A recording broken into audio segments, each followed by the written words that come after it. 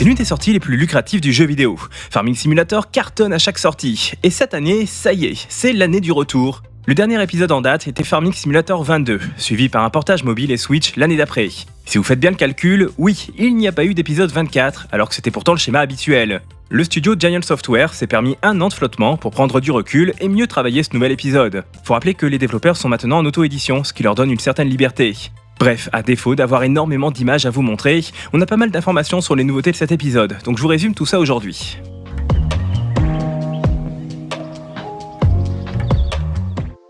Farming Simulator 25 va introduire 3 nouvelles régions, l'Asie de l'Est, l'Amérique du Nord et l'Europe centrale. Chaque région va présenter des paysages uniques et des défis agricoles spécifiques.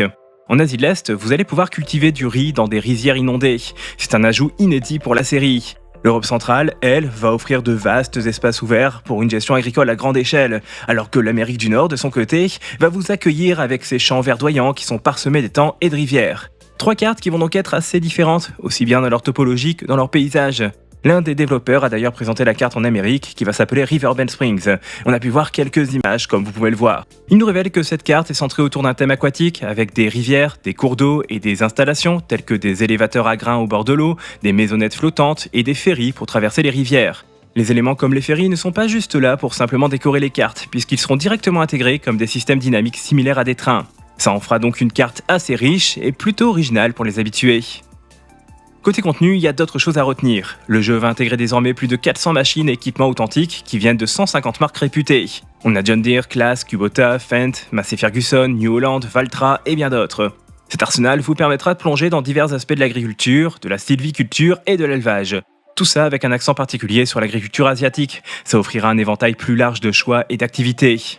En plus de retrouver les cultures traditionnelles de la série, ce Farming Simulator 25 va ajouter de nouvelles variétés, comme le riz et les épinards. Au total, ce sont plus de 20 types de cultures différents qui nous attendent. Le jeu introduit également des buffles, ce qui va rejoindre les animaux existants tels que les vaches, les moutons, les cochons, les poules et les chevaux. A noter qu'on nous parle de d'autres cultures et animaux, donc il y a peut-être encore des surprises d'ici la sortie. Et je vais revenir un petit peu sur la culture du riz pour vous donner 2-3 détails en plus. Il y aura des processus spécifiques pour la plantation dans l'eau et la gestion des types de riz à grains courts et longs. Ça passe également par de nouvelles machines et des outils spécifiques pour la culture du riz, comme les transplantoirs et les moissonneuses qui vont être adaptés aux conditions humides des champs de riz. Il vous faudra aussi gérer le développement d'un système de gestion de l'eau pour les champs de riz. Ça inclut la création de digues et l'utilisation de pompes pour inonder les champs. Théoriquement, on devrait avoir une nette amélioration des animations et des graphismes pour ce qui est de la manipulation des cultures. On le verra surtout au niveau des animations qui vont être plus détaillées pour la plantation et la récolte du riz. En matière de confort, sachez qu'on a une nouveauté. On nous introduit un système de GPS dynamique. Ça va reconnaître les contours des champs et ajuster automatiquement les trajectoires pour une navigation optimisée lors des manœuvres. Pour les maniaques, c'est fini les petits bouts de champ qui font désordre. Aussi, on devrait avoir une refonte de l'interface utilisateur avec un HUD qui sera plus transparent et moins encombrant. Ça permettra une plus haute personnalisation pour améliorer l'expérience visuelle. Le jeu s'adaptera également au gameplay et à l'économie pour intégrer les spécificités de différentes cultures, notamment le riz à grains longs et courts, avec des implications économiques variées. Bon, je change de sujet parce que l'un des changements majeurs devrait concerner la partie technique. On a pas mal d'informations qui ont été données parce que le moteur graphique va être mis à jour, ce qui nous promet une immersion plus profonde avec des améliorations qui sont censées être significatives. Ils veulent tellement nous dire qu'ils ont fait un bond en avant que le directeur technique a même donné une conférence qui était dédiée à ce moteur graphique et à toutes les améliorations attendues. Et franchement, c'est pas plus mal que le studio se bouge un petit peu sur ça, parce que c'est vrai, la licence a besoin d'un petit coup de pied pour ses graphismes. Pour vous résumer, on devrait avoir une amélioration des effets de brouillard et des ombres dynamiques avec l'intégration de nouvelles techniques comme le rendu volumétrique pour un effet de lumière plus réaliste. Il y aura aussi des effets météo qui seront améliorés. Par exemple, un ajout d'effets visuels pour la pluie, le vent et l'interaction des véhicules avec des surfaces qui seront mouillées ou sales. On peut s'attendre aussi à une meilleure physique des véhicules et matériaux. Je pense au calibrage physique des matériaux pour une représentation plus réaliste et l'intégration de nouvelles mesures et simulations de peinture pour une précision accrue. Dans ces belles promesses, il devrait y avoir aussi de meilleurs terrains et textures, notamment une augmentation de la résolution du terrain pour une meilleure manipulation des détails. Et bien sûr, une amélioration des performances et de l'optimisation, que ce soit au niveau des ombres et des textures. On nous annonce qu'il y aura aussi de nouvelles espèces d'arbres. On a des détails améliorés et une meilleure interaction avec la lumière et l'environnement. Aussi, les cultures et la végétation vont avoir une résolution doublée, ce qui va donc permettre une image plus détaillée et plus réaliste. En vrac, sachez que d'autres détails ont été évoqués, comme une augmentation de la résolution des textures des bâtiments et une intégration d'effets comme les marques de rouille.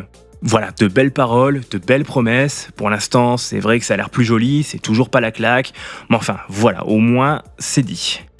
L'un des lieux phares de Riverbend, et probablement des autres cartes, ce sera le marché fermier qu'on pourra apparemment personnaliser. On pourra customiser les intérieurs et les stands.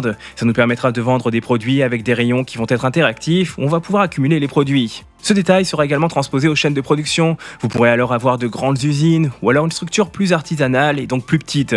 Comme pour le marché, on va pouvoir interagir à l'intérieur.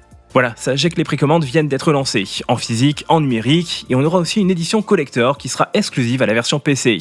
Ça regroupe le jeu qui est accompagné d'un pack, un verrou d'allumage USB pour démarrer les moteurs des tracteurs en jeu, un jeu Farming Simulator en 16 bits qui est inspiré de la Mega Drive, un CD de la bande-son avec 15 titres originaux, un porte-clés, des posters, 32 stickers, et la moissonneuse-batteuse New Holland CR11 Gold Edition. Tout ça pour 69,99€. Si jamais ça vous intéresse, je vous mets le lien en description.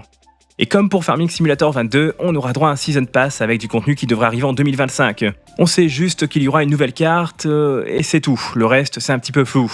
On nous évoque une machinerie innovante, ce qui pourrait inclure de nouveaux types de machines agricoles ou de nouvelles fonctionnalités, telles que l'automatisation ou l'amélioration des systèmes de navigation et de gestion des champs. Bon, ça, on verra.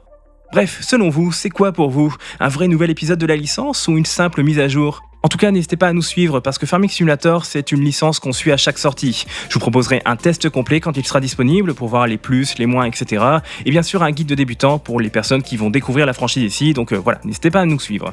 Et je rajoute un petit commentaire, la base a l'air plutôt solide, mais comme d'habitude, ce sont les mods de la communauté qui vont faire vivre tout ça, donc voilà. En tout cas, le rendez-vous est donné, ce sera le 12 novembre prochain sur PC, Mac, PlayStation 5 et Xbox Series. Il n'y a pas de PlayStation 4 ou Xbox One, c'est terminé, l'ancienne génération est mise au placard. Voilà, n'hésitez pas à me dire vos attentes un petit peu pour ce nouvel épisode, je vous dis à très bientôt, prenez soin de vous, éclatez-vous bien et ciao tout le monde.